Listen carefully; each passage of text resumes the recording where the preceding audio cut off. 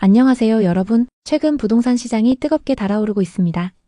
특히 하반기를 앞두고 정부가 역대급, 정말 핵폭탄급 부동산 대책을 준비하고 있다는 소식이 들려오고 있습니다.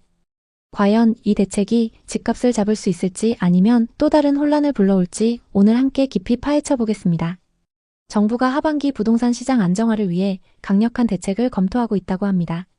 이 대책의 핵심은 전세 대출 규제 강화와 주택 공급 확대, 그리고 고가 부동산 보유세 강화입니다. 이 세 가지가 시장에 어떤 파장을 일으킬지 하나씩 뜯어볼게요. 먼저 전세 대출 규제입니다. 정부가 수도권 전세 대출 한도를 기존 5억에서 3억으로 대폭 낮추겠다고 하는데요. 게다가 DSR을 40%로 제한하고 전세 대출에도 가상금리를 적용한다고 합니다. 이게 무슨 말이냐면 이제 전세 대출을 받으려면 소득과 상환 능력을 더 엄격히 심사받아야 한다는 겁니다. 사실 전세 제도는 우리나라에만 있는 특별한 제도입니다. 전 세계 어디에서도 찾아볼 수 없는 이 제도는 서민들에게 집값의 60-70%를 대출로 제공하며 주거 안정성을 확보해줬습니다. 하지만 앞으로 이 대책이 시행되면 전세 대출도 한도가 줄어들면서 갭 투자를 하거나 전세로 거주하려는 분들이 큰 타격을 받을 가능성이 높습니다. 특히 수도권에서 5, 6억대 전세에 거주하던 분들은 직격탄을 맞을 거예요. 예를 들어 5억의 전세를 살던 임차인이 이제 3억만 대출받을 수 있다면 나머지 2억은 현금으로 충당해야 하는 상황이 됩니다. 이게 현실적으로 가능할까요? 최근까진 수도권의 4억대 아파트 전세를 얻으려고 하면 전세 대출이 꽤 많이 나오니 3억대까지 대출받고 나머지만 현금으로 준비하면 됐죠. 근데 대출 심사가 까다로워지면 DSR 계산에 걸려 대출이 2억 정도밖에 안 나오는 경우가 발생합니다. 결국 부족한 돈을 메우느라 부모님께 손을 벌리거나 사금융에서 대출을 받아야 합니다. 이번 대책은 많이 강력하니 시행된다면 서민들의 부담은 더 커질 것 같습니다. 두 번째로 정부가 주택 공급을 대폭 늘리겠다는 정책이 대기 중입니다. 수도권 3기 신도시와 재개발 재건축 규제 완화를 통해 30만 가구를 추가 공급한다는 계획이죠.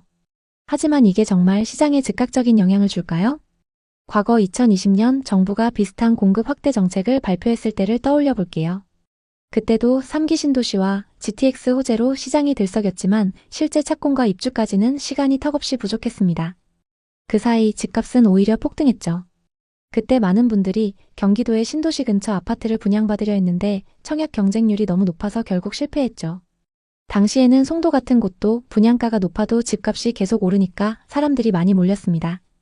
이번에도 공급이 실제로 시장에 반영되려면 시간이 걸릴 가능성이 높습니다. 게다가 건설사들의 PF 부실 문제 때문에 착공이 지연될 가능성도 배제할 수 없습니다. 마지막으로 고가 부동산 보유세를 강화한다는 계획입니다. 정부는 20억 이상 고가주택에 대해 보유세 상한선을 신설하고 세율을 최대한 올리겠다고 합니다. 이건 강남, 서초 같은 고가 아파트 밀집 지역을 겨냥한 조치로 보입니다.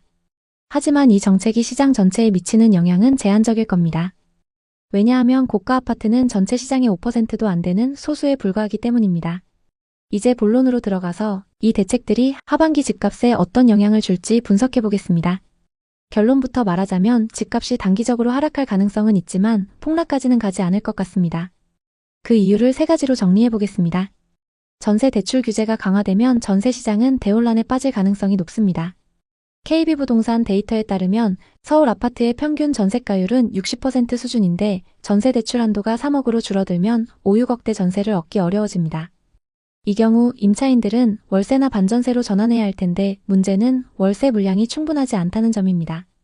결국 전세 수요가 줄어들면서 전세가가 하락하고 이는 매매가에도 하방 압력을 줄 가능성이 큽니다. 하지만 여기서 주의할 점은 전세가가 하락한다고 해서 집값이 바로 폭락하지는 않는다는 거예요. 왜냐하면 서울은 여전히 공급 부족이 심각하기 때문입니다. 2025년 이후 서울 아파트 입주 물량은 수요를 감당하기 어렵습니다. 그러니 단기적으로는 하락 압력이 있겠지만 장기적으로는 공급 부족이 집값을 지탱할 가능성이 높습니다. 두 번째로 지역별 양극화가 더 심해질 겁니다. 전문가 90%가 서울 아파트 값은 상승하거나 강보합을 유지할 거라고 전망했지만 지방은 보합 또는 하락세를 보일 거라고 하죠. 특히 지방광역시 중에서도 대구, 대전 같은 지역은 미분양 물량 때문에 약세가 지속될 가능성이 높습니다. 반면 서울 강남이나 용산 같은 선호 지역은 여전히 수요가 강해서 가격이 쉽게 떨어지지 않을 겁니다. 예를 들면 2021년, 2022년 당시 세종은 행정수도 호재로 들썩였지만 시간이 흐른 지금은 가격이 20% 이상 하락했죠. 반면 같은 시기 서울 송파구의 아파트는 정고점을 돌파했습니다. 이번 대책도 서울과 지방의 양극화를 더 부추길 가능성이 큽니다. 마지막으로 금리와 부동산 규제입니다. 한국은행은 2025년 하반기 기준금리를 인하할 가능성이 높다고 했지만 미국의 트럼프 정책으로 인해 글로벌 금리가 다시 오를 수도 있습니다. 만약 금리가 예상보다 높게 유지되면 대출 부담이 커지면서 매수 심리가 위축될 겁니다. 게다가 국내 부동산 규제가 더 심각해진다면 시장은 더 관망세로 돌아설 가능성이 높습니다. 여기서 투자 실패담을 하나 공유하겠습니다. 2019년 민수 씨는 경기도의 한 재건축 호재가 있는 아파트를 5억에 매수했습니다. 당시 재개발 호재와 저금리 기조로 집값이 뛸 거라는 기대감이 컸죠. 2억은 본인 돈으로 나머지 3억은 대출로 충당했습니다. 그런데 정비 사업에 대한 비용이 늘어나면서 지금까지도 사업이 진행되지 않고 있습니다. 결국 그 아파트는 현재 3억 후반에 거래되고 있습니다. 들어가서 살고 있지만 1억 이상 손실을 본 셈이죠. 이 경험을 통해 배운 건 부동산 투자는 타이밍과 정책의 흐름을 읽는 게 정말 중요하다는 겁니다. 이번 대책도 마찬가지입니다. 정책이 시장에 미치는 영향을 미리 읽지 않으면 큰 손실을 볼 수 있습니다. 그럼 이 대책 속에서 우리는 어떻게 해야 할까요? 전문가들은 2026년 상반기가 내 집 마련에 좋은 타이밍이 될 수 있다고 합니다. 대출 규제를 받지 않는 금액대의 아파트들은 금리가 인하되면 집값이 다시 뛸 가능성이 높습니다. 지금 관망세가 강할 때 괜찮은 매물을 미리 찾아보세요. 지방은 미분양과 경기 침체로 약세가 예상됩니다. 특히 빌라나 오피스텔은 전세 사기 여파로 회복이 어려울 수 있습니다. 만약 지방에 투자한다면 일자리가 많은 지방광역시의 신축 아파트에 집중하세요. 전세를 계획 중이라면 대출 한도가 줄어들기 전에 미리 계약을 갱신하거나 반전세로 전환하는 것도 고려하세요. 월세 세액 공제 혜택이 강화될 가능성이 있으니 이 부분도 체크해보세요. 이번 부동산 대책은 확실히 강력합니다. 전세 대출 규제와 보유세 강화는 단기적으로 시장을 흔들 가능성이 크죠. 하지만 모든 정책에는 부작용이 따릅니다. 월세 수요가 급증하거나 고가 아파트 매물이 줄어들면서 오히려 가격이 뛸 수도 있어요. 중요한 건 우리가 이 부작용을 빠르게 읽고 대응하는 겁니다. 앞으로 우리나라의 부동산 시장은 어떻게 될까요? 부동산 규제는 점점 심해질 거라는 전망이 나오고 있습니다. 이럴 때 더욱 철저히 대응해야 합니다. 부동산에서 가장 중요한 건 각자 상황에 맞는 전략을 세우는 거죠. 또 항상 감당하기 어려운 수준으로 대출을 받아 아파트를 덥석 사는 건 위험합니다. 지금처럼 시장이 불확실할 때는 현금을 확보하고 좋은 매물이 나올 때까지 기다리는 게 좋은 방법입니다. 앞으로 정부의 여러 정책들로 시장에 돈이 풀릴 예정입니다. 과거에도 그랬듯이 시장의 유동성이 커지면 돈의 가치가 떨어질 수 있습니다. 특히 이런 상황에서 현금만 들고 있으면 자산 가치가 떨어질 수 있으니 실물 자산에 적절히 투자하는 것도 고려해보세요. 하지만 절대 무리하지 마시고 본인의 재무 상황을 꼼꼼히 점검하세요. 결론적으로 지금 서울 수도권 부동산 시장은 대출 규제로 인해 큰 혼란을 겪고 있습니다. 주요 지역들의 아파트값이 하락하고 전세 시장도 월세로 전환되면서 집주인과 임차인 모두 힘들어하고 있습니다. 하지만 이런 위기 속에도 기회는 있습니다. 복덩이TV 구독자 여러분, 데이터와 정보를 바탕으로 냉정하게 판단하셔야 합니다. 제 영상은 여러분이 현명한 결정을 내리도록 돕기 위한 겁니다. 집을 사지 말라는 게 아니라 무리한 투자를 피하시라는 말씀을 드립니다. 지금 어떤 선택이 맞을까요? 부동산 시장을 쫓아가는 게 아니라 시장의 흐름을 읽고 준비하는 게 중요하다고 믿습니다. 여러분도 이번을 계기로 자신의 투자 전략을 점검해보세요. 그리고 제 영상을 계속 시청해주시고 좋은 의견 많이 남겨주시면 감사하겠습니다. 오늘의 이야기에 공감하셨다면 구독과 좋아요를 눌러주세요. 끝까지 시청해주셔서 감사합니다. 다음 편엔 더 좋은 내용으로 찾아뵙겠습니다. 요즘 서울과 수도권 부동산 시장은 그야말로 폭풍전야입니다. 몇 달 전만 해도 아파트 값이 치솟으면서 지금 안 사면 영영 못 산다는 불안 심리가 시장을 뜨겁게 달궜죠. 강남 3구와 마용성 같은 한강벨트 지역은 최고가 거래가 연일 갱신되며 투자자들의 관심을 끌었습니다. 하지만 627 대출 규제가 시행되면서 시장은 벌써부터 하락하기 시작했습니다. 이 규제의 핵심은 주택담보대출 한도를 6억 원으로 제한하고 소유권 이전 조건부 전세 대출을 전면 금지하는 것입니다. 여기에 주담대를 받으면 6개월 이내 전입 의무가 부과되면서 갭 투자는 사실상 불가능해졌습니다. 또 곧 추가로 전세 대출도 규제한다고 하는데요. 이 조치가 시행되면 전세 대출을 활용한 부동산 투자는 큰 제약을 받게 되고 전세 시장이 월세로 급격히 전환될 가능성이 큽니다. 왜 이런 변화가 예상될까요? 전세 대출이 막히면 집주인들은 잔금을 마련하기 어려워지고 임차인들은 전세 계약을 유지하기 힘들어질 겁니다. 결국 집주인들은 전세 매물을 월세로 전환하거나 매물을 시장에 내놓지 않고 관망할 가능성이 높아집니다. 이미 서울 송파구 헬리오시티 같은 대단지 아파트에서는 월세 매물이 늘어나는 조짐이 보이고 있죠. 한국부동산원 데이터에 따르면 최근 송파구의 월세 매물 비율이 15% 이상 증가했습니다. 이 흐름은 규제가 시행되면 더욱 가속화될 것입니다. 특히 전세로 거주하던 서민과 청년층, 그리고 갭투자에 뛰어든 투자자들에게 직접적인 타격으로 다가올 가능성이 큽니다. 전세라는 한국 특유의 주거 문화가 위축되면서 월세 부담이 커지고 투자자들은 자금난에 빠질 수 있습니다. 과연 이 규제가 시행되면 어떤 피해가 예상되는지 두 가지 사례를 통해 구체적으로 살펴보겠습니다. 첫 번째 사례는 40대 초반 자영업자 최현우 씨의 이야기입니다. 최현우 씨는 올해 안에 서울 마포에 위치한 아파트를 갭투자로 매수할 계획이었습니다. 현재 기준 매매는 20억, 전세는 10억 수준입니다. 현우 씨는 전세입자의 전세금을 활용해 잔금을 충당할 계획이었습니다. 마포는 아직 갭투자가 가능하고 전세 수요도 높아서 안정적이라는 중개사의 말에 큰 기대를 걸고 자금을 마련하고 있었습니다. 특히 전세를 끼고 매수하니 자금 부담이 적다고 생각했죠. 하지만 앞으로 전세 대출 규제가 추가로 시행되면 최현우 씨의 계획은 틀어질 가능성이 큽니다. 소유권 이전 조건부 전세 대출 금지로 인해 전세입자와 새로 전세 계약을 맺으려 해도 신규 전세 대출을 받기 어려워질 것입니다. 기존 임차인이 전세를 유지하지 못하고 이사하면 현우 씨는 새 임차인을 찾아야 합니다. 문제는 전세 대출 제한으로 전세 수요가 급감할 가능성이 높다는 점입니다. 이 상황에서 현우 씨는 전세 매물을 월세로 전환해야 할 가능성이 큽니다. 예를 들어 보증금 1억에 월세 350만 원으로 내놓는다 해도 고가 월세 수요가 많지 않아서 공실 위험이 커집니다. 더 큰 문제는 집값 하락입니다. 규제로 인해 호가가 2, 3억 하락할 가능성이 제기되고 있죠. 현우 씨는 이렇게 한숨을 내쉽니다. 10년 동안 자금을 마련해서 이번에 사려고 했는데 담보대출에 전세대출까지 막아버리면 아예 집을 사지 말라는 것 같네요. 두 번째 사례는 30대 초반 신혼부부인 윤지혜, 김태훈 부부의 이야기입니다. 이들은 서울 강남구 세곡동에 있는 세곡푸르지오에 전세로 거주하고 있습니다. 전세 보증금은 8억. 2년 전 계약 당시 전세대출을 5억 받아서 보증금을 마련했죠. 부부는 강남 학군과 편리한 교통을 고려해 이 아파트를 선택했고 2년 뒤 전세를 갱신하고 나중에는 자가로 매수하자는 꿈을 품고 있었습니다. 하지만 전세 대출 규제가 시행되면 이들의 안정적인 주거 계획이 흔들릴 가능성이 큽니다. 전세 대출 규제가 강화되면 부부의 전세 대출 한도가 확 줄어듭니다. 축소된 만큼 나머지 금액을 현금으로 충당해야 합니다. 하지만 부부가 그동안 모아놓은 돈으로 이 금액을 충당할 수 있을지 걱정입니다. 집주인은 전세 대출 규제로 잔금을 맞추기 어려워지면 전세를 월세로 전환할 가능성이 높습니다. 예를 들어 보증금 1억에 월세 300만 원을 제한한다면 부부는 월 소득의 상당 부분을 주거비로 지출해야 합니다. 이는 저축은 물론이고 기본적인 생활비에도 큰 부담이 됩니다. 윤지혜 씨는 이렇게 걱정합니다. 강남에서 아이 키우며 전세로 살고 싶었는데 대출 규제가 시행되면 월세 부담 때문에 이사를 가야 할지도 몰라요. 집 없는 사람들만 더 힘들어지는 거 아닌가요? 이제 두 사례를 바탕으로 규제가 시행되면 시장에 어떤 변화가 올지 더 깊이 들여다보겠습니다. 대출 규제는 투기 수요를 억제하려는 의도지만 부작용도 만만치 않습니다. 특히 전세 대출 제한은 전세의 월세화를 가속화하며 서민과 청년층의 주거 부담을 크게 늘릴 가능성이 높습니다.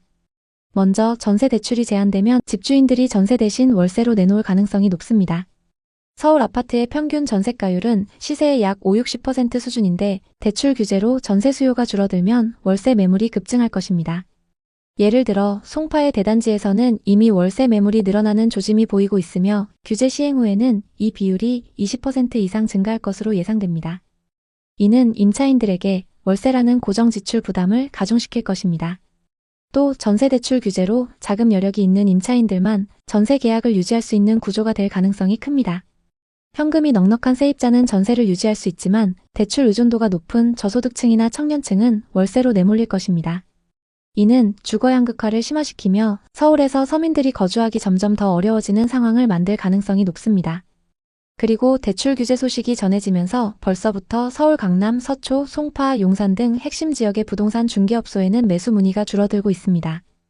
대출 한도 축소로 매수자들은 고가 아파트 구입을 망설이고 매도자들은 가격 하락을 우려하며 매물을 걷어들일 가능성이 큽니다. 한국부동산원에 따르면 규제 발표 이후 서울 아파트 거래량은 이미 확연히 감소했으며 다음 규제 시행 후에는 더 줄어들 것으로 전망됩니다. 전세 대출 규제가 시행되면 임차인들에게 미칠 피해는 단순히 월세 부담 증가에 그치지 않을 것입니다. 몇 가지 상황을 예상해 보겠습니다. 우선 전세에서 월세로 전환되면서 월세 부담이 급증할 가능성이 큽니다. 규제 시행 후 전세 대출 한도가 축소되면 전세 수요가 급격히 줄어들고 월세 수요가 늘어날 것으로 예상됩니다. 마포나 송파의 아파트 월세는 평균 3,400만 원 수준으로 일반적인 사람들이 감당하기 어려운 수준입니다. 전세 대출이 어려워지면 임차인들이 원치 않는 이사를 해야 할 가능성이 높아집니다. 예를 들어 송파구에 거주하는 사람이라면 전세 계약 만기 후 새 전세 대출을 받지 못할 경우 경기도로 이사해야 할지도 모릅니다.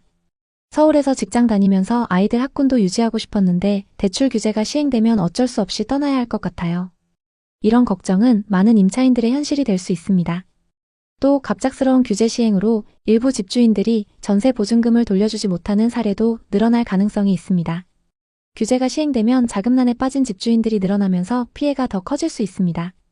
특히 서울 수도권 지역에서 고점에 거래됐던 매물들에서 이런 위험이 발생할 수 있습니다. 이제 여러분이 궁금해하실 부분, 다가올 규제에 어떻게 대비해야 할까? 이 부분에 대해 이야기해 볼게요. 전세 대출 규제로 월세 전환의 흐름은 피할 수 없지만 현명한 선택으로 피해를 최소화할 수 있습니다. 첫째, 자금 계획의 재점검. 규제가 시행되면 대출 한도가 줄어들 가능성이 크니 본인의 자금 여력을 미리 점검하세요. 전세 대출에 의존하던 분이라면 월세 전환 가능성을 염두에 두고 예산을 재조정해야 합니다. 예를 들어 월세 부담이 커질 경우 저축 계획을 수정하거나 미리 몇 개월치 예산을 확보하는 것도 방법입니다. 둘째, 비규제 지역 고려. 규제가 시행되면 강남 3구나 용산 같은 고가 지역은 대출 제한이 강력하지만 노원, 도봉, 강북구 같이 비교적 저렴한 지역은 대출 규제에서 상대적으로 자유로울 수 있습니다. 자금 여력이 부족하다면 이런 지역으로 눈을 돌려보는 것도 전략입니다. 셋째, 전세 계약 시 주의. 전세 계약을 할 때는 집주인의 자금 상황과 부동산 등기부를 철저히 확인하세요. 규제 시행으로 전세 사기 위험이 높아질 수 있으니 전세 보증보험 가입 여부를 꼭 확인해야 합니다. 넷째, 장기적인 주거 계획. 전세의 월세화가 가속화될 가능성이 크니 장기적으로 자가 마련을 목표로 하는 것이 중요합니다. 여유 자금이 부족하다면 정부의 공공주택 확대 정책이나 청약 기회를 적극 활용해 보세요. 627 대출 규제와 다가올 추가 규제들은 서울과 수도권 부동산 시장에 위기와 기회를 동시에 만들 것입니다. 전세 대출 규제로 인해 서민과 청년층의 주거 부담이 커질 가능성이 크지만 시장이 조정 국면에 들어서면 새로운 기회도 열릴 수 있습니다. 예를 들어 매물이 늘어나고 가격이 조정되는 지역에서는 현금 여력이 있는 분들에게 매수 기회가 될 수 있죠. 복덩이TV는 앞으로도 여러분께 시장의 생생한 소식과 현명한 투자 전략을 전달드리겠습니다. 여러 규제와 전세 제도의 변화 속에서 여러분이 현명한 선택을 하실 수 있도록 늘 곁에서 응원하겠습니다. 댓글에 여러분의 생각을 자유롭게 남겨주세요. 여러분의 소중한 댓글은 누군가에게 큰 위로가 될 수 있습니다. 오늘의 이야기에 공감하셨다면 구독과 좋아요를 눌러주세요. 끝까지 시청해주셔서 감사합니다. 다음 편엔 더 좋은 내용으로 찾아뵙겠습니다. 최근 정부가 부동산 폭등을 막기 위해 강력한 규제를 하고 있습니다. 이에 따라 급등하던 수도권의 부동산 시장이 큰 타격을 받고 있습니다. 2025년 7월 화창한 어느 날 40대 중반의 최민수 씨는 스마트폰으로 부동산 앱을 열어보곤 한숨을 내쉬었습니다. 민수 씨의 마음은 그 어느 때보다 무거웠습니다. 11억 5천이라니 말도 안 돼. 15억을 호가하던 아파트가 이제는 11억 5천만 원에 거래되고 있었습니다. 민수 씨는 창밖 도심을 바라보며 중얼거렸습니다. 내가 너무 욕심을 부린 걸까? 아니면 그때 너무 잘난 척했던 걸까? 4년 전 민수 씨와 그의 아내 지연 씨는 서울의 전세 생활을 뒤로하고 하남으로 이사를 결심했습니다. 민수 씨는 중견기업에서 중간관리자로 일하며 쌓아온 자산을 바탕으로 더 넓고 쾌적한 집에서 가족과 함께 새로운 삶을 시작하고 싶었습니다. 하남은 한강을 끼고 있는 도시로 교통도 편리하고 개발 호재도 많아 보였습니다. 여보, 여기 정말 괜찮아 보여. 서울 접근성도 좋고 한강도 가까워 당연히 오를 거야. 민수 씨는 아내 지연 씨에게 자신감 넘치는 목소리로 말했습니다. 지연 씨는 약간 망설였지만 민수 씨의 열정에 설득당했습니다. 그래, 당신 말대로라면 정말 기회일지도. 아이들 학교도 가깝고 생활 편의시설도 많으니까. 민수 씨는 부동산 중개소를 찾아다니며 하남의 아파트를 꼼꼼히 알아봤습니다. 그러던 어느 날 지인에게서 전화가 왔습니다. 민수야, 미사신도시 지금 완전 핫해. 작년에 10억 하던 아파트가 지금 13억 넘었대. 게다가 개발 호재도 많아서 더 오를 거야. 민수 씨는 그 말을 듣고 가슴이 뛰었습니다. 미사 신도시는 한강을 따라 펼쳐진 신도시의 매력, 새로 지어진 아파트 단지, 그리고 서울과의 접근성까지 모든 게 완벽해 보였습니다. 이건 기회야. 지금 안 사면 후회할 거야. 결국 민수 씨는 2021년 초 미사 신도시의 미사 강변 더샵 리버폴의 84타입을 13억에 매수했습니다. 계약 직후 시장은 그의 선택을 증명하듯 빠르게 움직였습니다. 불과 3달 만에 같은 평형이 13억 5천만 원에 거래되었고 호가는 무려 15억까지 치솟았습니다. 이사 후 민수 씨 부부는 미사 신도시에서의 삶에 푹 빠졌습니다. 한강을 따라 걷는 산책로, 단지 내에 잘 관리된 조경, 그리고 아이들이 뛰어노는 놀이터까지. 모든 게 완벽해 보였습니다. 여기 정말 살기 좋아. 서울보다 훨씬 여유롭고 공기도 맑아. 지연 씨가 웃으며 말했습니다. 민수 씨는 아파트 가격이 오르는 걸 확인하며 더 큰 만족감을 느꼈습니다. 13억에 산 게 신의 한 수였어. 15억까지 갔던 거 봤지? 곧 20억도 가능할 거야. 집값이 오르자 민수 씨의 자신감은 하늘을 찔렀습니다. 그는 주변 지인들에게 자신의 성공적인 투자 사례를 자랑하며 고급 SUV를 리스로 구입하고 가족과 함께 해외여행도 다녀왔습니다. 여보, 우리 좀 더 여유롭게 살아도 돼. 집값이 이렇게 올랐잖아. 이 정도 소비는 괜찮아. 민수 씨는 새로 산 명품 가방을 건네며 웃었습니다. 지연 씨는 살짝 걱정스러운 표정을 지었지만 민수 씨의 낙관적인 태도에 휩쓸렸습니다. 그래, 당신 말대로 집값이 계속 오르면 문제없겠지. 그들은 주말마다 미사 신도시의 실내 테니스장에서 테니스를 즐겼고 아이를 고급 영어학원에 등록해줬습니다. 민수 씨는 이렇게 생각했습니다. 이 아파트가 우리를 더 부자로 만들어줄 거야. 지금 좀 써도 나중에 다 메꿀 수 있어. 하지만 2022년 중반 이후 부동산 시장에 먹구름이 들이우기 시작했습니다. 금리 인상과 경제 불확실성으로 시장이 급격히 냉각되면서 미사 신도시의 아파트 가격도 흔들리기 시작했습니다. 민수 씨는 처음엔 대수롭지 않게 생각했습니다. 조정기야. 신도시에다가 인근에 한강까지 있는데 금방 회복할 거야. 그러나 2023년 중순 민수 씨는 부동산 앱을 열고 눈을 의심했습니다. 같은 평형의 매물이 9억대까지 떨어진 겁니다. 불과 1년 반 만에 4억 가까이 하락한 가격. 민수 씨는 뒷목이 뻐근해졌습니다. 이게 말이 돼? 신도시에 한강까지 가까운데. 그는 하루에도 몇 번씩 부동산 앱을 들여다보며 매물을 확인했습니다. 커뮤니티에는 미사 신도시 이제 끝났다. 금매 나와도 안 팔린다. 이런 글들이 올라왔고 민수 씨의 불안은 점점 커져만 갔습니다. 더 큰 문제는 과소비의 후유증이었습니다. SUV 리스비와 해외여행 할부금, 게다가 대출 이자가 매달 빠져나가며 가게는 점점 옥죄어 왔습니다. 민수 씨는 자만했던 지난날을 떠올리며 후회했습니다. 그때 좀 더 신중했어야 했는데 왜 그렇게 돈을 쉽게 썼을까? 지연 씨는 민수 씨의 변화를 눈치챘습니다. 예전처럼 아이들과 웃으며 시간을 보내거나 한강변을 산책하던 모습은 사라지고 스마트폰만 들여다보는 남편의 모습만 남았습니다.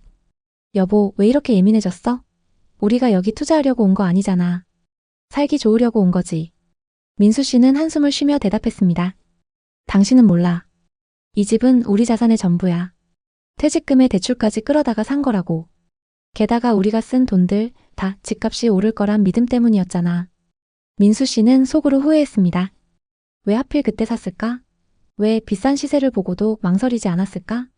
그의 눈에 보이는 건 신도시가 아니라 낡아가는 아파트 시설물과 매달 날아오는 고지서, 그리고 줄어드는 통장 잔고뿐이었습니다. 2024년 말 시장은 조금씩 회복 조짐을 보였습니다. 민수 씨가 매수했던 아파트는 11억대까지 회복했지만 여전히 13억 매수가에는 한참 못 미쳤습니다. 팔아야 하나? 민수 씨는 혼잣말로 중얼거렸습니다. 부동산 앱을 열자마자 심장이 두근거렸습니다. 같은 동, 같은 평형의 매물이 12억 중반에 나와 있었습니다. 12억 중반이면 나쁘진 않은데. 그날 저녁 민수 씨는 지연 씨에게 조심스럽게 말을 꺼냈습니다. 여보, 우리 이 집 파는 거 어때? 지금이라도 정리하고 손실 좀 줄이면. 지연 씨는 날카로운 눈빛으로 민수 씨를 바라봤습니다. 침묵이 흐른 뒤 그녀가 입을 열었습니다. 당신 기억나? 우리가 왜 여기 왔는지. 아이들 좋은 환경에서 키우고 우리도 여유롭게 살자고 했잖아. 그때 당신이 그렇게 말했어. 그런데 지금 돈 때문에 이렇게 초조해하는 거야? 민수 씨는 고개를 숙였습니다. 지연 씨의 말이 그의 가슴을 찔렀습니다. 맞아, 우리 여기 살려고 온 거였지. 투자하려고 온 게 아니었어. 2025년 봄 미사 신도시의 한강변에는 벚꽃이 만개했습니다. 민수 씨는 아내와 함께 한강변을 걸으며 커피를 마셨습니다. 여전히 아파트 시세는 매입가 13억에 미치지 못했지만 민수 씨의 표정은 한결 편안해졌습니다. 지연 씨가 웃으며 말했습니다. 이젠 집값 오르든 말든 그냥 여기서 사는 게 좋아. 한강 나들이 다니면서 아이들과 시간 보내는 게 더 소중해. 민수 씨도 고개를 끄덕였습니다. 그래, 당신 말이 맞아. 이게 우리 삶이야. 민수 씨는 최근 부업으로 유튜브를 시작했습니다. 회사에서 쌓은 경험을 살려 마케팅 강의를 하고 있었습니다. 지연 씨는 옆에서 응원하며 말했습니다. 당신 마케팅 고수잖아. 그 경험 살려서 부업하는 것도 좋지. 어느 날 저녁 민수 씨는 오랜만에 부동산 앱을 열었습니다. 84타입 11억 8천에 거래됐네. 좀 올랐어. 지연 씨가 물었습니다. 그래서 기분 좋아? 민수 씨는 고개를 저으며 미소를 지었습니다. 아니, 그냥 마음이 편해. 2025년 현재 민수 씨 부부는 여전히 미사신도시에서 살고 있습니다. 한강변을 따라 걷고 카페에서 커피를 마시며 아이들과 함께 시간을 보냅니다. 아파트 가격은 여전히 매수가보다 낮지만 그들은 더 이상 신경 쓰지 않습니다. 미사신도시는 최근 몇 년간 개발이 계속되며 새로운 상권과 편의시설이 들어서고 있습니다. 민수 씨는 더 이상 부동산 뉴스에 흔들리지 않습니다. 우린 여기서 계속 살 거야. 집값은 뭐 오르면 좋고. 현재 하남 미사신도시는 2021년 최고점 대비 약 20-30% 하락 후 2023년 말부터 소폭 회복세를 보이고 있습니다. 하지만 여전히 매수가 대비 손실을 보고 있는 경우가 많습니다. 특히 최근 대출 규제가 시작되면서 거래량이 급격히 감소했습니다. 미사 신도시는 특히 한강변의 쾌적한 주거환경과 학군, 생활 인프라가 잘 갖춰져 있어 실거주 수요는 꾸준히 유지되고 있습니다. 대출을 포함한 부동산 규제가 지속될 경우 대출 부담이 커지며 수요가 위축될 가능성이 있습니다. 또한 신도시 특성상 대부분의 단지들이 비슷한 시기에 들어섰기 때문에 특정 매물의 단기적인 가격 급등은 제한적일 수 있습니다. 부동산 전문가들은 미사 신도시의 중장기 전망을 긍정적으로 평가합니다. 서울 도심과의 접근성, 한강변 프리미엄, 그리고 지속적인 개발 호재로 인해 점진적인 가격 상승이 기대됩니다. 그러나 단기적으로는 규제 상황에 따라 변동성이 클 수 있으므로 투자 시 신중한 접근이 필요합니다. 민수 씨의 사례처럼 미사 신도시는 투자와 실거주 목적 모두를 충족할 수 있는 지역입니다. 하지만 과도한 레버리지와 단기 차익을 기대한 투자는 리스크를 동반합니다. 전문가들은 실거주 목적이라면 현재 가격대에서 매수해도 장기적으로 안정적인 가치를 유지할 가능성이 높다고 보고 있습니다. 반면 투자 목적이라면 개발 호재와 수요를 살펴보면서 장기적인 접근이 필요합니다. 요즘 부동산 시장은 예측이 어렵습니다. 어떤 지역은 반등하고 어떤 지역은 여전히 바닥을 기고 있습니다. 민수 씨의 이야기는 어쩌면 지금 이 시기를 살아가는 우리 모두의 모습과 닮아 있습니다. 여러분에게 부동산이란 무엇인가요? 혹시 지금 여러분이 내 집 마련의 꿈을 꾸고 있다면 어떻게 대처해야 할까요? 앞으로 부동산은 끝난 걸까요? 최근 정부가 부동산 폭등을 막기 위해 강력한 규제를 하고 있습니다. 이에 따라 급등하던 서울 수도권의 부동산 시장이 주춤하고 있죠. 여러 가지 엇갈린 정책과 전망이 나오고 있는 상황입니다. 그 중에는 대부분의 사람들이 이해하기 어려운 정책도 있습니다. 복덩이TV는 구독자 여러분을 위해 올바른 정보만 쉽게 정리해서 전달드릴 수 있도록 노력하겠습니다. 오늘의 이야기에 공감하셨다면 구독과 좋아요를 눌러주세요. 또 댓글에 여러분의 생각을 자유롭게 남겨주세요. 여러분의 소중한 댓글은 누군가에게 큰 위로가 될 수 있습니다. 오늘도 시청해주셔서 감사합니다. 다음 편엔 더 좋은 내용으로 찾아뵙겠습니다. 지난 몇 년간 송도 부동산은 크게 주목받았습니다. 유명 연예인들이 거주하고 호재가 많았기 때문에 엄청나게 많이 상승했는데요. 당시 송도 아파트 가격은 국민 평형이 12억 13억을 넘을 정도였죠. 하지만 지금은 그때의 가격은 꿈도 못 꾸는 현실입니다. 게다가 일부 지역에서는 분양권 매물이 마피 1억에도 안 나가고 있는데요. 대체 무슨 일이 일어나고 있는 걸까요? 그리고 송도의 끝은 대체 어디일까요? 민수 씨는 40대 중반 송도에서 10년째 거주하며 백종원의 프랜차이즈 식당을 운영하는 가장입니다. 아내와 초등학생 딸 하나를 둔 그는 매일 송도의 센트럴파크를 지나며 이곳에서 우리 집을 갖고 싶다는 꿈을 키웠습니다. 송도는 포스코타워, 인천대교, 바이오 클러스터 등 글로벌 비즈니스 허브로 떠오르며 부동산 시장에서 주목받는 곳이었죠. 2020년 부동산 시장은 뜨겁게 달아올랐습니다. 유튜브와 부동산 카페에서는 송도는 인천의 강남이다.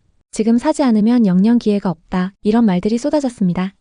민수 씨도 매일 밤 유튜브를 보며 송도의 미래 가치를 분석하는 영상에 푹 빠져들었죠. 특히 송도동에 위치한 송도 더샵 퍼스트파크 아파트가 눈에 들어왔어요.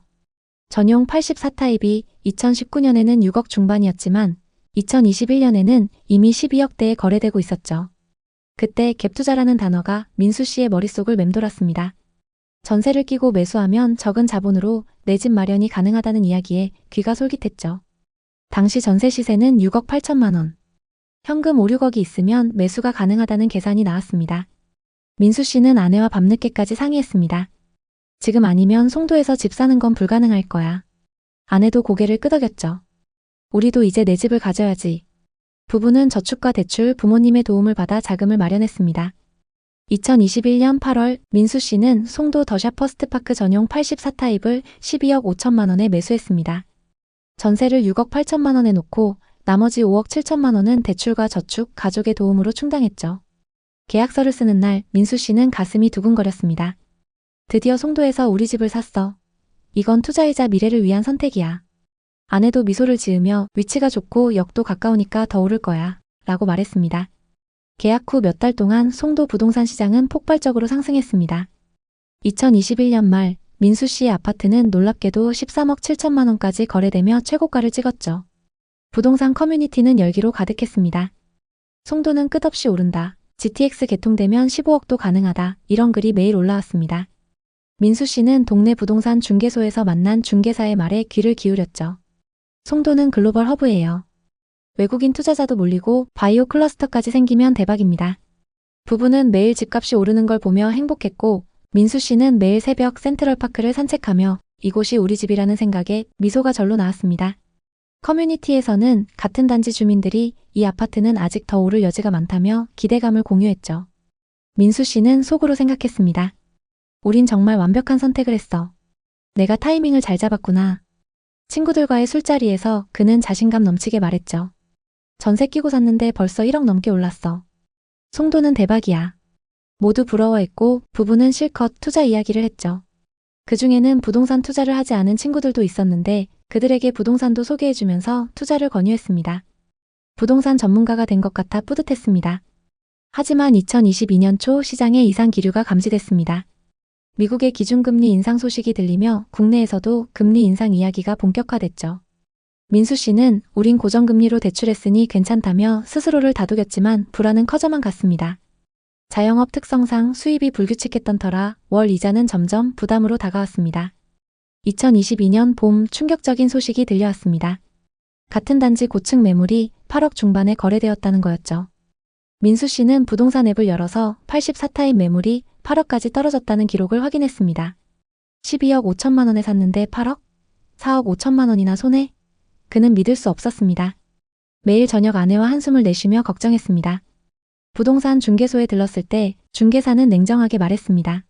지금은 시장이 얼어붙었어요. 8억 금매도 연락이 잘 안 옵니다. 커뮤니티에는 송도 이제 끝났다. 갭 투자한 사람들은 망했다. 이런 글이 넘쳐났습니다. 민수 씨는 점점 시세를 보지 않게 됐습니다.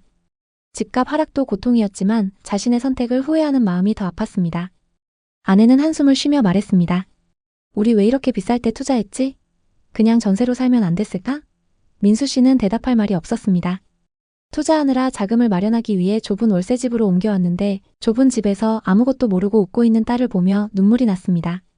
부동산 투자가 우리한테 행복을 줄 줄 알았는데 2023년 민수 씨의 상황은 더 나빠졌습니다. 전세입자에게 연락이 왔던 겁니다. 이사 가려고 합니다. 전세 보증금 돌려주세요. 곧바로 부동산에 연락했죠. 중개사는 요즘 전세도 빠지고 있어요. 6억 8천만 원은 절대 안 나가요 라고 했습니다. 전세 시장도 냉각되면서 같은 단지의 전세 시세가 4억 중반으로 떨어졌다는 소식이 들려왔습니다. 갭 투자의 핵심이었던 전세 시세가 무너지자 민수 씨는 점점 더 큰 압박을 느꼈습니다. 결국 2억에 가까운 돈을 돌려주기 위해 사업자 대출과 마이너스 통장까지 받았고 차도 한 대 정리했습니다. 민수 씨는 주 7일 하루도 쉬지 않고 장사를 하며 매달렸지만 대출 이자와 생활비는 그를 옥죄어왔습니다.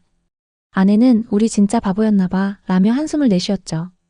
딸아이가 아빠 우리 언제 이사 가요? 라고 물을 때마다 민수 씨는 가슴이 미어졌습니다.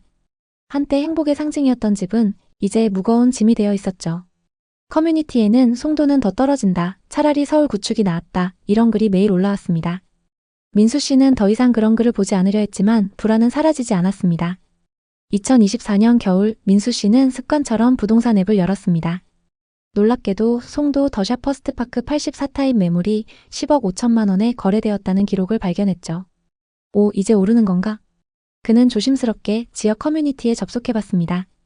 놀랍게도 송도 센트럴파크 인근 단지들의 호가가 조금씩 반등하고 있다는 글이 올라오고 있었습니다. 금리 인상 기조가 멈추고 전세 수요가 다시 늘면서 역세권 신축 단지로 매수 문의가 들어오고 있다는 소식이 들렸죠. 부동산 중개사도 말했어요. 그나마 송도 중에서도 우리 단지가 반등이 빠른 편이에요. 조금만 더 기다려보시죠. 민수 씨는 아내에게 이 소식을 전했습니다. 여보, 요즘 분위기가 좀 나아졌대. 10억 5천만 원까지 올랐어. 하지만 아내는 담담하게 답했죠. 그래도 12억 5천만 원까지는 아직 멀었잖아. 현실은 냉혹했습니다. 10억 5천만 원까지 회복했지만 여전히 2억의 손해를 안고 있는 상황이었죠. 그래도 민수 씨 부부는 무너지지 않았습니다. 아내는 주말마다 카페 아르바이트를 시작했고 민수 씨는 쉬는 날을 줄여가며 수입을 늘리려 노력했습니다. 적금은 없었지만 대출을 조금씩 상환하고 있었죠. 무엇보다 가족은 서로를 다독이며 버텼습니다. 어느 날 아내가 말했습니다. 잘해보려다 이렇게 된 거야. 민수 씨는 고개를 끄덕였습니다. 만약 그때로 돌아간다면 같은 선택을 했을까? 그 질문에는 답하지 못했지만 그는 한 가지를 깨달았습니다. 포기하지 않고 버텨냈다는 사실이 중요하다는 걸 말이죠. 2025년 7월 민수 씨는 여전히 송도에서 생활하고 있습니다. 집값은 빠르게 오르지 않지만 그는 더 이상 매일 시세를 확인하지 않습니다. 조금씩 다시 오르고 있다는 믿음과 열심히 살며 버티고 있다는 사실이 중요했죠. 아내는 말했습니다. 집값이야 오르든 말든 우리가 살아가는 게 중요해. 김민수 씨의 이야기는 특별하지 않습니다. 부동산 상승장의 끝자락에서 기회를 잡으려 했던 수많은 사람들의 이야기와 같습니다. 송도는 한때 인천의 강남으로 불렸지만 하락장에서는 투자 실패의 상징이 되기도 했습니다. 하지만 집값이 오르든 떨어지든 결국 버티는 사람이 승리하기 마련입니다.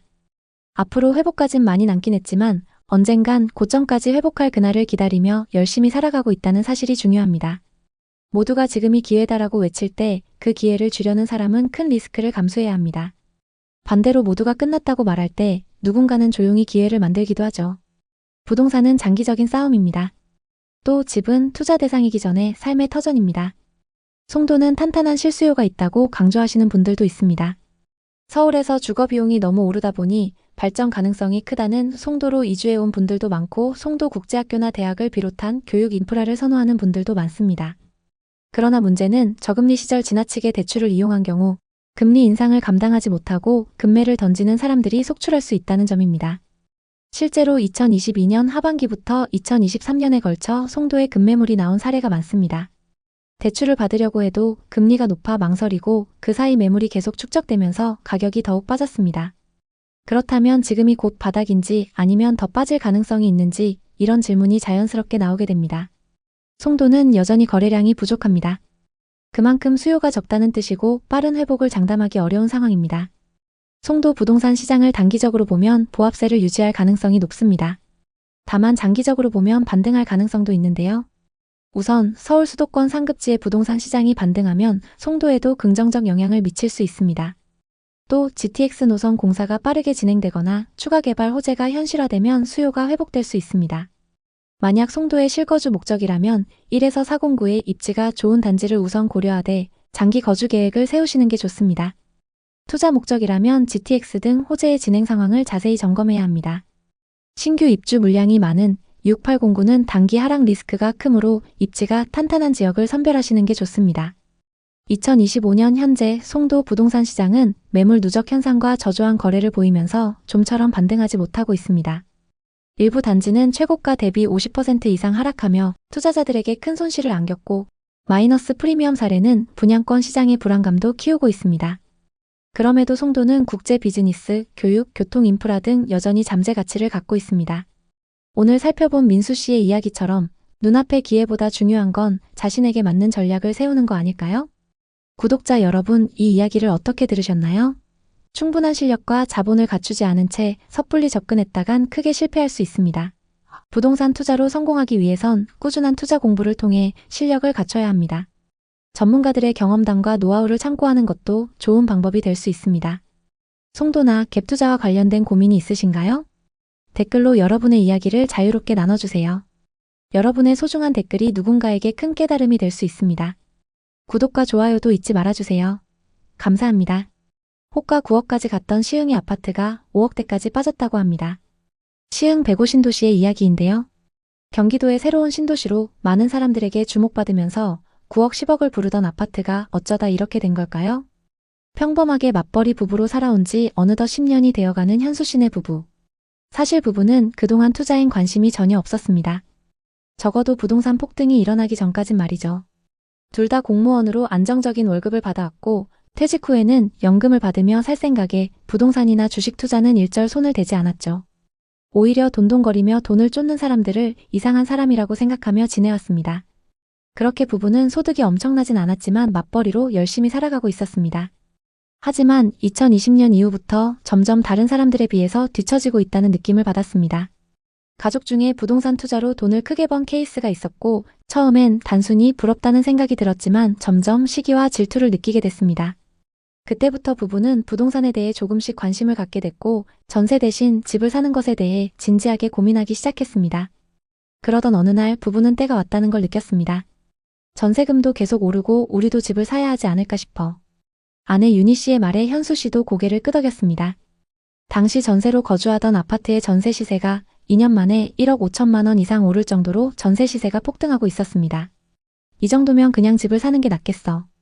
특히 주변 지인들의 지금 아니면 집 못 산다는 말들이 부부의 마음을 흔들었습니다. 직장 동료와 지인들이 부동산 투자에서 돈을 벌었다는 소식이 매일같이 들리자 그들은 결심했습니다. 이제 우리 집을 갖자. 2021년 초 부부는 부동산 앱을 뒤지며 집을 찾았습니다. 서울이나 광명은 이미 불가능한 가격. 그러던 중 눈에 들어온 곳은 시흥 105 신도시였습니다. 신도시라 깔끔하고 바닷가도 가깝고 전철도 곧 생긴다던데 지인의 말에 귀가 솔깃했습니다. 105은 서울보다 훨씬 저렴했고 신도시라는 단어가 부부의 가슴을 뛰게 했습니다. 투자하기 전에 꼼꼼하게 점검을 했습니다. 부동산 투자 커뮤니티와 블로그, 유튜브를 뒤지며 온갖 정보를 모았습니다. 호재도 너무 많았고 가격도 계속 오르고 있었습니다. 더 늦으면 기회를 놓칠 것 같아서 빠르게 결정을 내렸죠. 그들은 105동에 있는 2017년식 아파트의 84타입 17층을 골랐습니다. 2021년 초 7억 7천만 원에 계약을 진행했습니다. 대출은 4억 6천만 원을 받았고 기존 전세 보증금과 예금을 탈탈 털어 자금을 마련했습니다. 계약서를 쓰는 날 윤희 씨는 웃으며 말했습니다. 드디어 우리도 집이 생겼어. 아이에게도 떳떳한 부모가 된 기분이야. 현수 씨도 미소 지으며 고개를 끄덕였습니다. 앞으로 집값이 오르기만 하면 돼. 매수 타이밍이 너무 좋았던 걸까요? 계약 후 4달 만에 같은 단지, 같은 평형의 매물이 8억 6,500만 원에 거래됐습니다. 여보, 이거 진짜지? 반년도 안 돼서 1억 8천만 원이나 올랐어. 그동안 월급을 악착같이 모으며 겨우 자금을 마련했던 부부는 허무할 정도였습니다. 돈은 이렇게 버는 거였구나.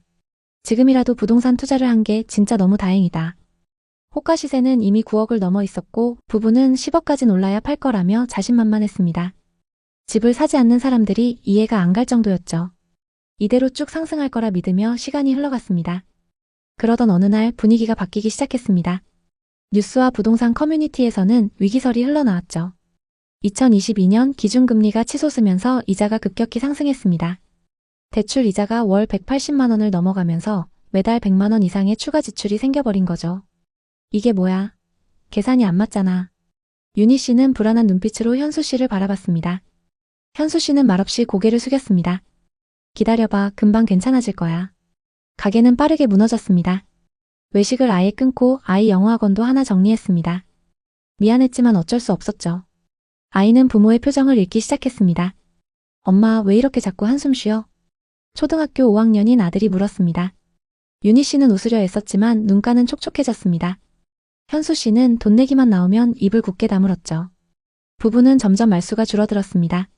어느 날 윤희 씨가 부동산 앱을 열었습니다. 그들이 6억 8천만 원에 샀던 집은 이제 4억 6천만 원에 거래되고 있었습니다. 무슨 일이야? 2억이 넘게 빠졌다고? 윤희 씨는 믿을 수 없다는 듯 화면을 뚫어지게 바라봤습니다. 도저히 믿을 수 없던 부부는 부동산에 들렀습니다. 사장님, 집값이 왜 이래요? 부동산 사장은 냉정하게 말했습니다. 요즘 어딜 가나 똑같습니다. 방법이 없어요. 5억 초반이면 가능성이 있을 거예요. 현수 씨는 한숨을 내쉬었습니다. 그냥 좀 더 기다릴 걸 왜 그렇게 급하게 샀을까? 전세로 돌리고 이사를 갈까도 고민해봤지만 전세가도 많이 떨어졌고 대출 때문에 월세 두는 것도 불가능했죠. 매월 180만 원 넘게 이자를 내는데 집값도 2억이나 빠졌다니. 너무 후회된다. 잊고 지내보려 해도 계속 시세를 확인할 수밖에 없었습니다. 2025년 5월 해당 아파트 고층 매물이 거래됐습니다. 거래 금액은 5억 9천만 원. 23년에 비해서 상승하긴 했지만 아직 1억가량 손실 중입니다. 부부는 본전까지 회복하길 기다리고 있습니다. 대체 이 지역에 무슨 일이 있었던 걸까요? 지난 폭등장일 때 서울의 강력한 규제로 많은 투자자들이 안산과 시흥으로 몰려들었죠. 하지만 2025년 현재 이 지역들의 집값은 급격한 하락세를 보이고 있습니다. 어떤 아파트는 최고가 대비 반토막이 됐고 영끌에서 투자한 2030 세대들은 이러지도 저러지도 못하는 상황입니다. 이게 대체 무슨 일일까요? 대표적인 사례로 105신도시 신축급 대단지의 시세 변화를 살펴보겠습니다. 전용 면적 84타입 기준 가격 변화를 보면 정말 변동폭이 엄청납니다. 2019년 말 3억 초반하던 아파트가 2021년 말에는 7억 중반까지 올랐습니다. 하지만 최근 동일 타입 매물이 4억대까지 떨어지면서 3억 넘게 하락했는데요. 2년 만에 2배 넘게 올랐던 가격이 지금은 최고가 대비 3억 이상 하락한 금액대에 거래되고 있습니다. 지난 몇 년간 안산과 시흥은 사두면 무조건 오르는 곳이라고 불렸습니다. 실제로 안산과 시흥의 아파트 값이 자고 나면 몇 천만 원씩 오른다는 소문이 돌 정도로 뜨거운 투기 열풍이 불었습니다. 갭투자로 들어온 사람들도 많았습니다. 실거주할 필요가 없다. 어차피 전세든 매매든 계속 오를 테니까 이런 믿음이 컸죠. 다른 지역에 비해 저렴한 가격에 갭투자와 단기 시세 차익을 노린 투자자들이 몰리면서 엄청난 상승을 기록했습니다. 심한 곳은 분양가의 3배 가까이 상승하기도 했는데요. 그러나 막상 지금 이 지역의 아파트를 살펴보면 3, 4억씩 하락한 사례가 많습니다. 문제는 상승기 때 투자했던 사람들이 대부분 젊은 세대들이고 이들이 대부분 대출을 받아 아파트를 샀다는 점입니다. 지금 이들은 이자 부담에 허덕이면서도 떨어진 집값 때문에 팔지도 못하는 상황입니다. 빠르게 올랐던 집값은 예상보다 더 빠른 속도로 하락하기 시작했고 한때 떠들썩했던 매매 분위기는 사라졌습니다. 매물은 쌓이는데 거래가 안 되는 거래 절벽 상태가 이어지고 있죠. 이럴 때는 가격을 낮추더라도 매수자가 쉽게 나타나지 않는데요. 특히 시세보다 훨씬 싼 경매 매물마저도 유찰되는 건 실수요자들이 앞으로 더 내려갈 수 있다고 보는 거죠. 그래서 매물은 있지만 거래는 없는 상황이 이어지고 낙찰가율마저 하락하면서 시장 전체가 하락세를 이어가고 있습니다. 안산과 시흥의 부동산 시장은 최근 몇 년간 많은 변화를 겪어왔습니다. 이 변화는 단순히 가격 변동을 넘어서 지역 경제와 주거 환경에 큰 영향을 미쳤습니다. 특히 최근 몇 달간 부동산 거래가 급격히 둔화되면서 사람들의 우려가 커지고 있습니다.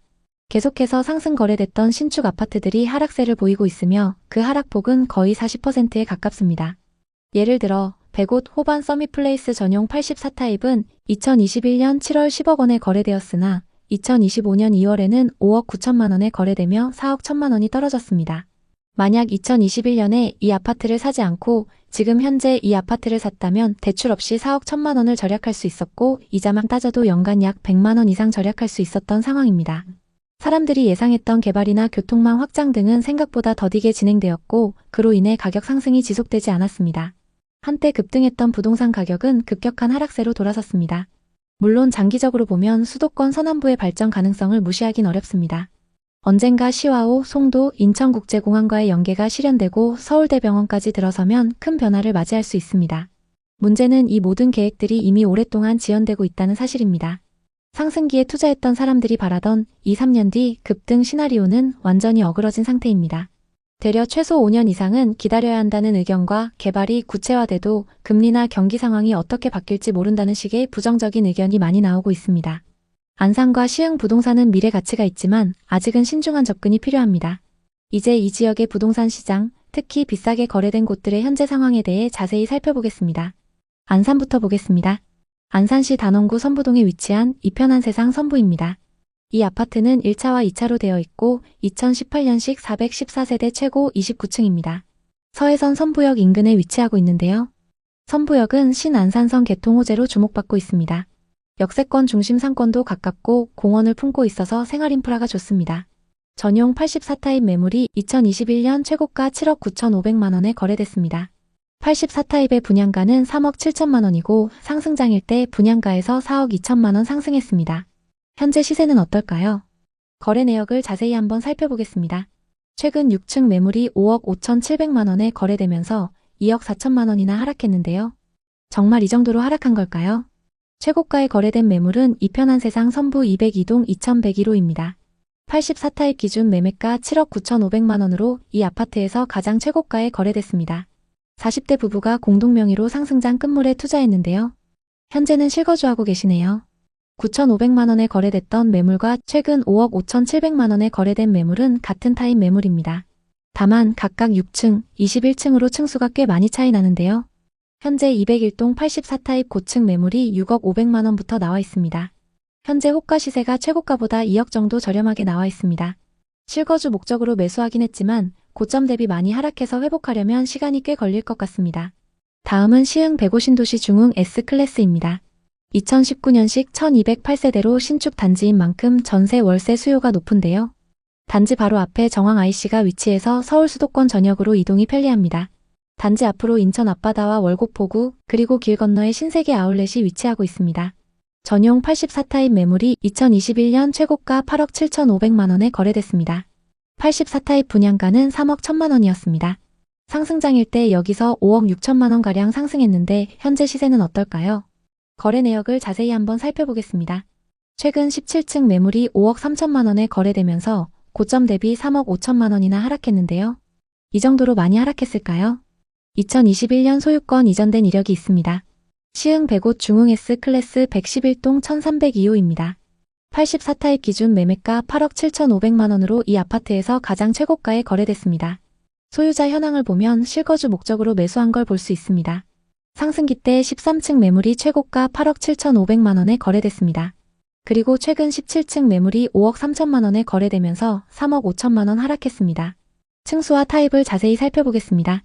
8억 7,500만 원에 거래됐던 매물은 이 아파트의 84 B타입 매물입니다. 그리고 최근 5억 3천만 원에 거래된 매물은 84 A타입 매물입니다. 타입별로 금액 차이가 꽤 나기 때문에 직접 비교하기에는 조금 무리가 있습니다. 84A 타입 하위 평균가는 4억 6,500만 원, 일반 평균가는 5억 2천만 원입니다. 그리고 84 B타입 하위 평균가는 5억 4,250만 원, 일반 평균가는 6억입니다. B타입이 1억가량 비싼 걸 볼 수 있습니다. 현재 호가 시세로 고점 대비 얼마나 빠졌는지 확인해 보겠습니다. 최고가에 거래됐던 84 B타입 호가 시세를 보면 중층 매물이 5억 5천만 원부터 나와 있습니다. 최고가 대비 3억 2천만 원 이상 낮게 매물로 나와 있는 상황입니다. 고점 대비 너무 하락해서 당분간 매도는 어려울 것 같습니다. 부동산은 떨어지는 날도 있고 오르는 날도 있습니다. 문제는 어떤 지역에 얼마나 대출을 끼고 샀느냐죠. 고점에 대출을 많이 껴서 산 사람들은 지금 한숨을 쉬고 있지만 반대로 이제야 매수 타이밍을 노리는 사람들은 좀 더 바닥이 나올지 지켜보자며 침착하게 기회를 엿보고 있습니다. 중요한 점은 높이 오르는 곳은 그만큼 내려갈 여지도 크다는 시장의 법칙을 잊지 않아야 한다는 것입니다. 안산과 시흥은 앞으로도 많은 변화가 예상되지만 그 기대감이 현실화되기 전에는 한동안 조정기를 겪게 될 가능성이 큽니다. 만약 이곳에 이미 거주하고 계시다면 생활 인프라를 최대한 활용하며 생활하시는 게 낫고 투자 목적으로 접근을 고려하는 분이라면 아직 불확실성이 크다는 점을 염두에 두고 꼼꼼히 체크하시길 바랍니다. 어느 시점엔 수익 기회가 될 수도 있으나 그때가 지금이라고 단언하기는 어렵습니다. 결론적으로 갭투자 열풍이 휩쓸고 간 자리엔 공실과 미분양 그리고 하락한 매물들만 남을 수 있다는 사실을 안산과 시흥 부동산이 잘 보여주고 있습니다. 한번 충격을 받으면 회복에 오랜 시간이 걸리고 개발 악재가 겹치면 악순환에 빠질 수 있습니다. 부동산 투자의 가장 큰 교훈은 상승이 큰 곳일수록 거품도 빨리 꺼질 수 있다는 점 아닐까요? 안산과 시흥 부동산에 관심 있는 분들에게 도움이 됐으면 좋겠네요. 오늘도 영상 봐주셔서 감사합니다. 항상 여러분의 성공적인 투자를 응원하겠습니다. 오늘 영상이 도움되셨다면 구독, 좋아요 부탁드립니다. 감사합니다. 지난 상승장, 용인 부동산은 젊은 직장인과 투자자들의 관심을 끌며 단기간에 수억의 가격 상승을 기록했습니다. 특히 수지와 기흥의 상승폭이 엄청났는데요. 지금은 어떻게 됐을까요? 2021년 초 30대 중반 신혼부부인 이준혁, 최수연 부부는 용인의 한 오피스텔에서 전세로 살고 있었습니다. 준혁 씨는 판교의 소프트웨어 개발자로 수연 씨는 영어 강사로 일하며 안정적인 수입을 벌어들이고 있었습니다. 결혼 4년 차 전세로 살던 20평대 오피스텔은 점점 좁게 느껴졌습니다. 특히 아이를 계획하며 더 넓고 안정된 집에 대한 열망이 커졌죠. 이제 우리도 진짜 내 집을 가져야 하지 않을까? 준혁 씨가 수연 씨에게 조심스레 말을 꺼냈습니다. 수연 씨는 고개를 끄덕였습니다. 맞아, 집주인이 전세금 올릴지 눈치 보는 거 이제 지쳤어. 우리 집에서 안정적으로 살고 싶어. 부부는 용인 기흥구의 신축 주상복합 아파트를 주목했습니다. 기흥역 초역세권, 신축 단지의 상권까지 완벽한 입지였습니다. 무엇보다 부동산 시장이 뜨겁게 달아오르던 시기였죠. 용인 부동산 시장은 2021년 당시 전국에서 가장 뜨거운 지역 중 하나였습니다. 삼성전자 기흥 캠퍼스와 수원, 화성 등 인근의 산업단지로 인해 꾸준히 유입되는 젊은 직장인들, GTX 개통 계획과 기흥역 주변 개발 호재로 투자자들의 관심이 집중되었죠. 부동산 뉴스는 연일 용인 반도체 클러스터 호재로 거래량 최대, 기흥역 역세권, 지금이 마지막 기회, 이런 헤드라인으로 도배되었습니다. 전문가들은 용인은 수도권 접근성과 개발 호재로 장기적으로도 상승 여력이 충분하다며 낙관적인 전망을 쏟아냈습니다. 준혁 씨는 부동산 앱을 보며 말했습니다. 여기 매매가가 많이 오르긴 했는데 신축의 역세권이니까 더 오를 가능성이 높아. 수연 씨도 동의했습니다. 실거주도 되고 투자 가치도 있겠네. 지금 안 사면 나중에 더 비싸질 거야. 부부는 이 기회를 놓치고 싶지 않았습니다. 매물은 31평형 30층으로 매매가는 9억 9,500만 원이었습니다. 자금은 기존 전세 보증금에 모은 돈을 다 합쳐 3억을 마련했고 부모님 도움 2억, 나머지 5억은 주택담보대출로 충당했습니다. 월 이자는 약 100만 원으로 계산되었습니다. 이 정도면 감당할 수 있어.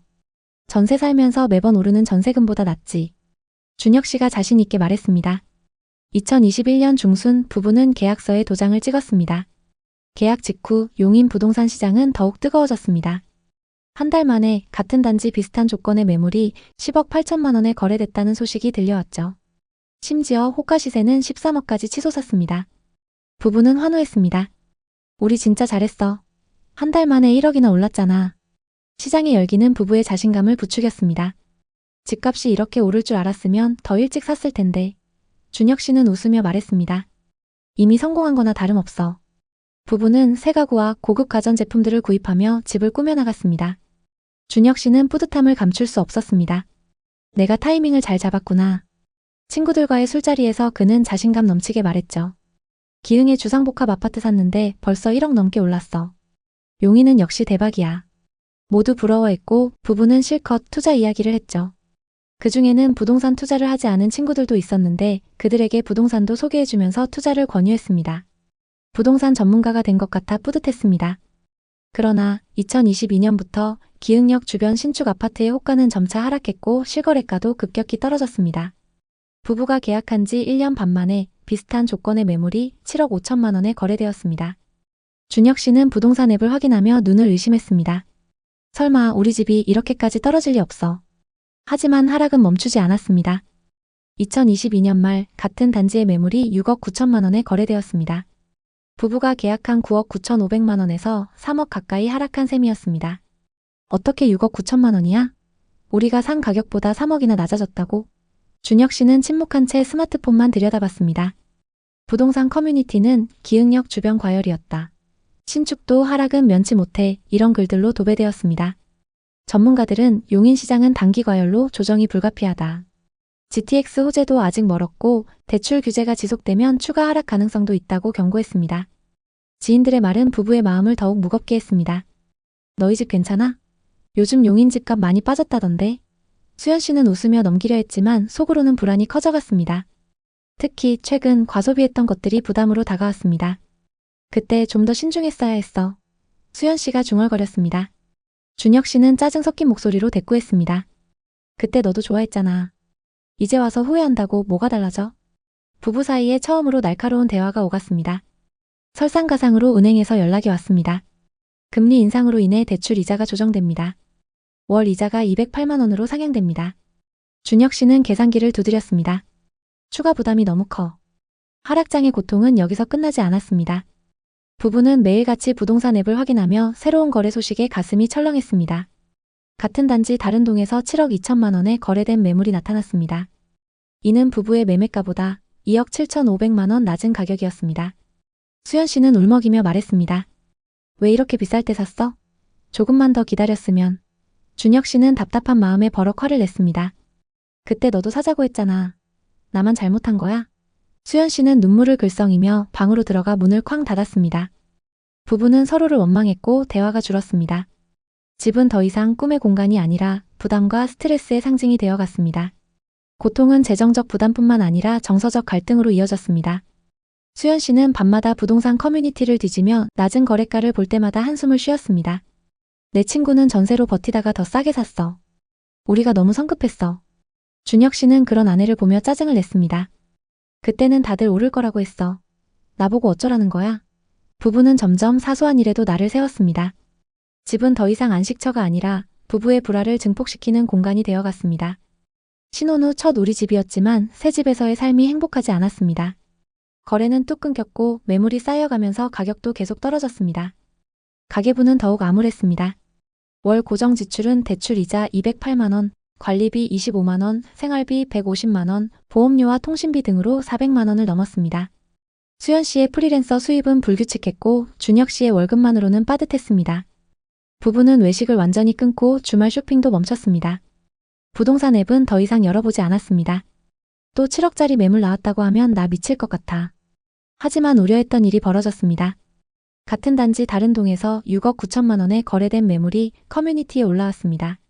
부부가 계약한 가격보다 3억이나 낮은 금액이었습니다. 준혁 씨는 앱을 보며 중얼거렸습니다. 우리가 너무 고점에 샀나? 이게 말이 돼? 수연 씨는 울컥하며 말했습니다. 그때 네가 더 신중했어야지. 이렇게 될 줄 알았으면 전세로 더 살았을 거야. 2025년 초 용인 부동산 시장은 소폭 회복되었습니다.